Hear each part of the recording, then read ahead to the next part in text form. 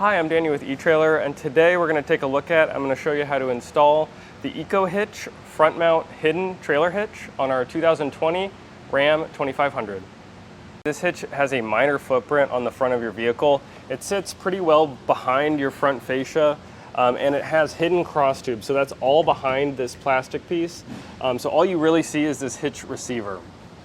Another nice thing is it does have a matte powder coat finish that matches a lot of the aspects of your vehicle, and it's going to definitely stand the test of time with that paint job. So this front mounted hitch has a 2" by 2" hitch receiver that will accommodate most of your accessories. Now you will need a 5/8" pin and clip, which is nice about this kit is it does come with one. I would recommend getting a locking one just so you have that peace of mind when you're parked, no one can take your accessory. I'm going to be using this for 2 e-bikes for when he's doing his adventures, because he has a big in-bed camper, so he's trying to maximize as much space on his vehicle as possible when he's out doing his camping. Now I'll get you a couple measurements you may need to know. So from the ground to the top of our hitch receiver opening, that will be 17 inches. So that's going to be important to know if you have a bike rack or accessory that has a drop or a rise. You want to make sure you have enough ground clearance. Now your next measurement is from the center of the hitch pin hole to the outside of the bumper, which that's going to be about 4.5. So that's important to know if you have any folding accessories. So if you're not having your bikes and you're wanting to take your vehicle out, you can fold that up and it's less of a profile in the front of your vehicle. Getting into the install, it is fairly simple. You are having to take some fascia pieces off and there is trimming involved, but there is no drilling. It's all a bolt-on application. You could probably do it in an afternoon. But if you don't have the tools or time to do it yourself, feel free to check out our dealer locator and we can find a professional in your area to do it for you. But without further ado, let's get into the installation. We're going to go ahead and remove this bottom fascia piece. You're going to want to get your trim panel tool, and there's going to be these 2 push pin fasteners, and you're going to want to apply some pressure to get these removed. Once I get that pushed out, I'm going to get the rest with a screwdriver here. And do this on both sides. So now I'm on the driver's side on the underneath here, and there's going to be 10mm bolts securing this plastic piece on. So I'm going to go ahead and remove those. And there is 4 on this side, and there's going to be 4 on the other side, and we're going to remove all those. So once you get those removed, you're going to want to come out here to these big openings, and there's going to be 4 more right up here. So you can get to those by just getting your tool in there, lining it up, and taking them out. And with all those removed, you can remove this whole piece now. There's going to be tabs on either side that are going to hold this in place still, and these are a little tricky to get out. But you kind of just have to get your tool in there and push down on both sides here, and that should release the tab. Now I'm going to do this on the other side. So in addition to those 4 on either side, there is actually one up closer in. It's about there on both sides. So you're going to also want to remove this one as well. So in addition to those 4 we took out on either side, there is going to be one about here on both sides that you're going to want to take out. I can't get up my tool up in here just because of things in the way, so I'm going to get my 10mm socket and get these off as well. And once you get both of these clips removed, you can pull this off and set it to the side. So now up under the vehicle, we're going to remove this rubber piece, and we're going to get these 3 push pin fasteners removed.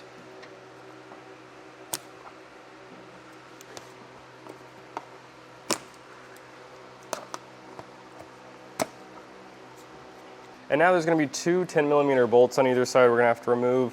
And the first one is going to be here, and there's going to be an upper one. But I'm going to start with this one. So this next one is up behind the fascia here. It's a little difficult to get to, so I'm just going to get my 10mm ratchet and get this in there the best I can and get this removed. And with all those removed, I can go ahead and remove this piece. and set that to the side. So I went ahead and marked where we're going to cut our inner cooler shroud, and that you just find that by finding the center, and then you have specs on the instructions of what to cut this out to. But I'm going to go ahead and follow those and cut this out. And now I marked the air dam following the instructions as well, and I'm going to go ahead and cut this out.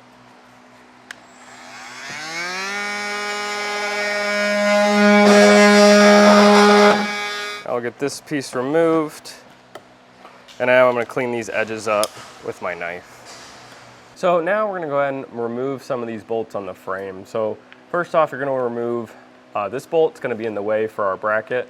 That is an 18 millimeter, and then the rest are a 24 millimeter. But when you're going to want to remove these two with your vertical frame bracket, with the corresponding wrench on the back side, and then your tow hook bolts as well. And do keep note of the bracket on the other side and what direction they're facing for reinstallation.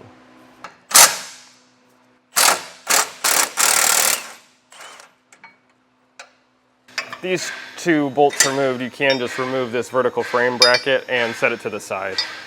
Once you get all these bolts removed, you're going to want to go ahead and do this on the passenger side as well.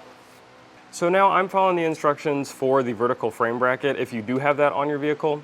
If you don't have the vertical frame bracket, follow the instructions, and it is going to be a little bit of a different process. But we're going to go ahead and get our spacer. We're going to line our 3 holes up on the back side here. We're going to get our 4-inch bolts through there, and I'm going to go ahead and put these through the corresponding holes on our frame, the ones that were holding the vertical bracket.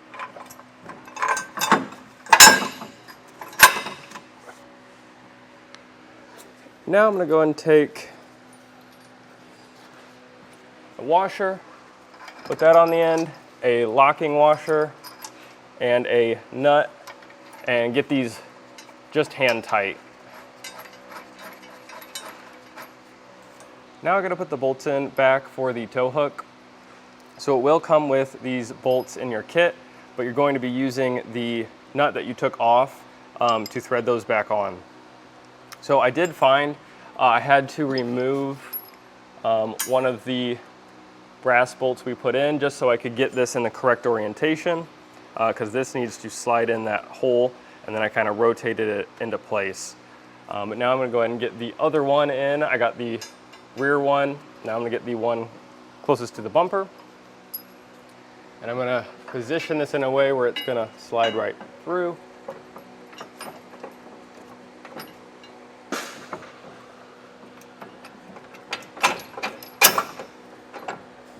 And then put my nut back on in the same orientation it was when you took it off. Next, I'm going to grab the 4-inch M12 that comes in your kit. There are just 2 of these, and we're going to put that in our last hole here, and we are going to be using the nut we took off the vehicle to put back on.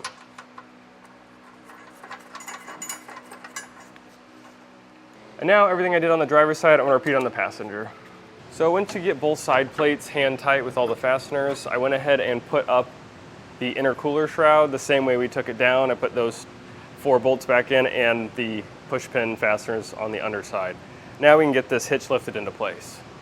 All right, now I got a friend to help me lift this into place. So you want to line up the holes.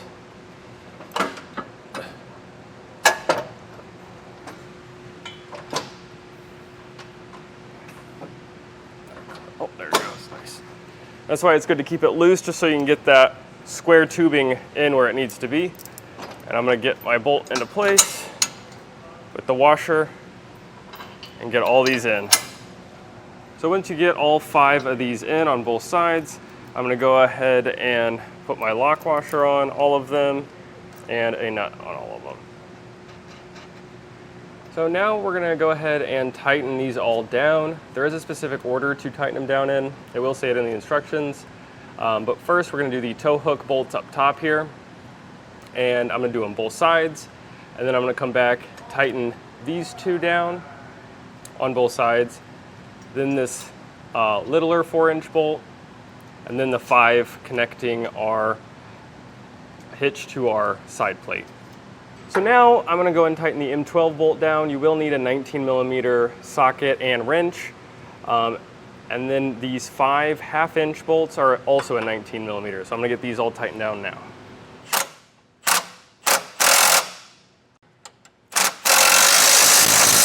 And now I'm going to go ahead and torque all these down in the same order I tightened them down in.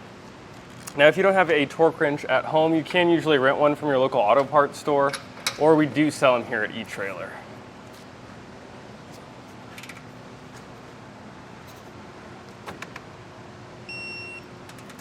So once you get everything torqued down, you're ready to put your air dam back on. You just want to slip it over the top of your hitch. There's going to be a plastic notch that's going to line up with your center hole there. It'll be a little difficult to get it in, but if you just decompress this part and slide it in, you should be able to get this in. And you're going to want to line everything back up. Go ahead and get that clip back in on either side. And then I'll go ahead and get all my fasteners back in this piece. So getting these push pins in might be a little difficult, but you actually can stick your arm up behind here and move this bracket to where you need it. And then just push up on here, and that should allow you to get these in. So as you can see where we cut out the notch for our hitch, it is a little flappy here.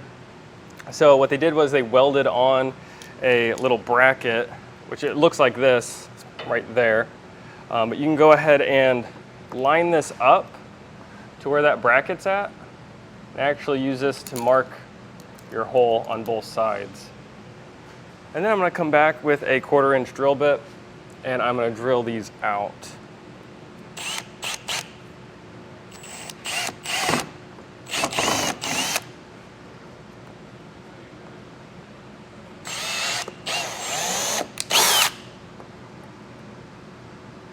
And then they give you little bolts in the kit that you can go ahead and put in. I just put a washer on one side, and then you get a nylock nut on the other side.